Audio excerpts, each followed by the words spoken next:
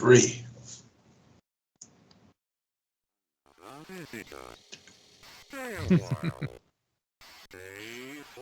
Okay. I had to make sure to get that iconic opening in the playthrough here. Oh, definitely. Okay, so this is your first time playing the game, right? That's correct. I've never played it before. I know a little bit about it. I know the general objective of searching things to find the code and all of that stuff, but I've never played it. Okay. So, but maybe one of the first examples of logging on to computers in a game. Okay. Cool Oh, disintegration yes. effect.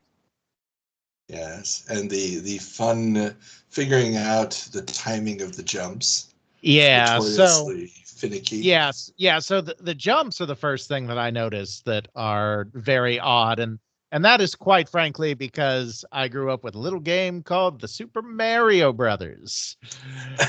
and, and so I'm used to controlling my my jumps velocity and my jumps direction in the manner of Super Mario Brothers and all the games that followed it and did similar things. So it was definitely a bit of a, WTF moment when I realized, you just hit the jump button. Like the way you're walking doesn't matter. Nothing. It's just when you hit the jump button, even if you do it from a standstill, you jump a set distance and that is it. No controlling it in midair, no controlling how far you go by getting a running start. And, obviously we're game historians. I know Impossible Mission predates that paradigm. So Caswell had to create his own paradigm when he was creating this game. So, like, I don't consider it a flaw per se because he didn't know any better. I do like the animations, though, a lot. I like the Running Man a lot. Oh, you haven't figured out the elevators yet. We'll get there. Sorry, I was just noticing. I was like, why doesn't he do that? Why isn't he using the elevators? Yeah, you haven't figured it out yet. Okay. The whole point is 7 minutes, Carl. Yeah. I have not looked anything up. Do you know the history of the animation guy? Does he look familiar to you at all? I forget. I mean, I've read making ofs of the game with Dennis Caswell, but I forget the origin of the Running Man. Oh, but you saw him recently in a 7 Minutes in Heaven. Yeah, the opening ceremony of Summer Games. Yeah. Yeah. It's basically the same sprite as the torchbearer at the beginning of Summer Games. Yeah. So now I'm in a room where like there's no way to do anything unless you. So now I'm like, wait a minute. These special squares must mean something. Aha. So there you go. Because in that other room, I had no particular reason to believe that like lifts were necessary because you could navigate the room without them. When I got to this room, then it's like, okay. And, I'm pausing there because I'm like, do these go back up? No, one way only. Okay. So just kind of figuring things out. Yeah. Yeah. So, obviously learning, but there are a lot of things I liked about it as I was playing. I mean, I appreciated that different robots had different kinds of patterns and that each room is as much a puzzle as it is an action set piece, which is pretty cool. And, there's some good variety there considering that there's only a limited number of objects to work with. Robots that have a couple of different patterns, lifts, not much else. I think it's very cleverly designed within those limitations. Yeah. And also what you didn't experience is that every time you start the game, all the rooms get reshuffled. Mm-hmm. So they're never in the same order. And also what side of the room you'll enter on will also vary. So if you have a room with two entrances, sometimes you're approaching it from one side, sometimes from the other. And also where you find the key cards, which is really the thing you're trying to find, will differ each time. Very cool. Yeah, so and next time you're out of the room, we can talk about that a little bit. Uh, ooh,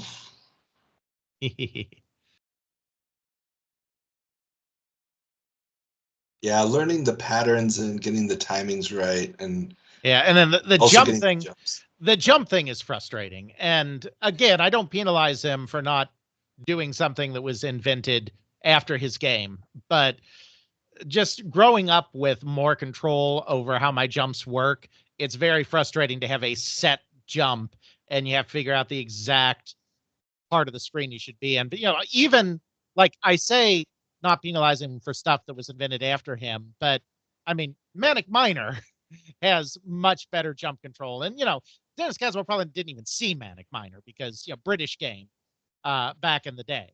But that's one that I would contrast this with that came out before Impossible Mission that just felt so much better to jump.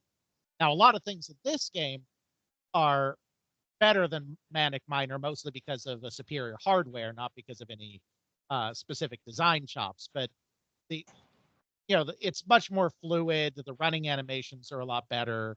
Like that kind of stuff is better. But it would have been nice if it even had Manic Miner's jump control combined with all this other stuff. This is true. This is true. And yeah, I mean, there are flaws to this game, but so much of it worked. Ah, you got your first puzzle piece, Yes. first code piece. Yeah.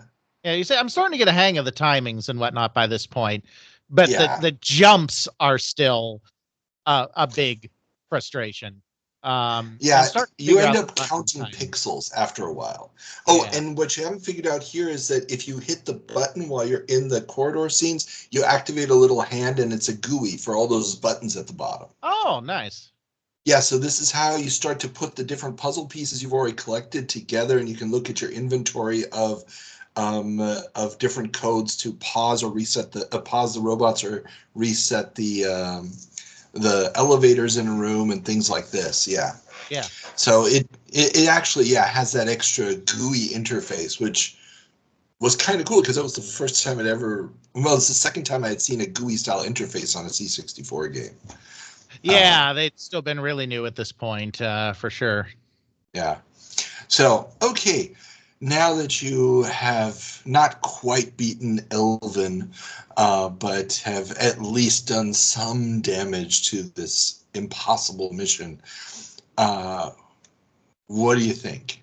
Well, I definitely wouldn't stay forever, but I would stay a while, Carl. I would stay a while. Very good, very good. Yeah, it's still easy to see the fascination of this game in 1984. Oh, absolutely it is.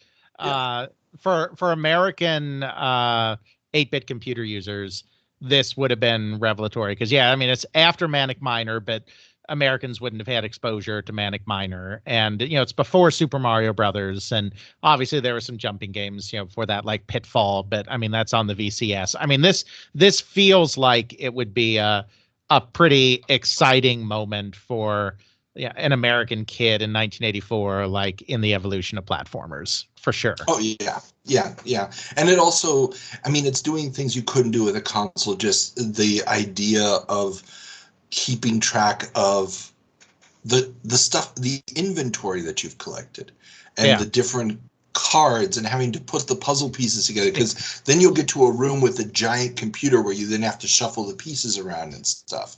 You And say that, discovering but that. Raiders had an inventory.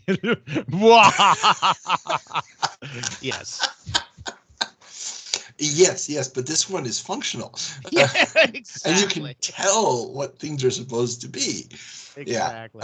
Yeah. Yeah, it is one of it's odd that it's going to be a high watermark, and there will be two sequels. Yeah. One of them almost exactly 10 years later, which is best not talked about, and another one like 2 years later called Impossible Mission 2, which is also best not talked about. But okay. Yeah. Good. Okay, then let's get back to the show.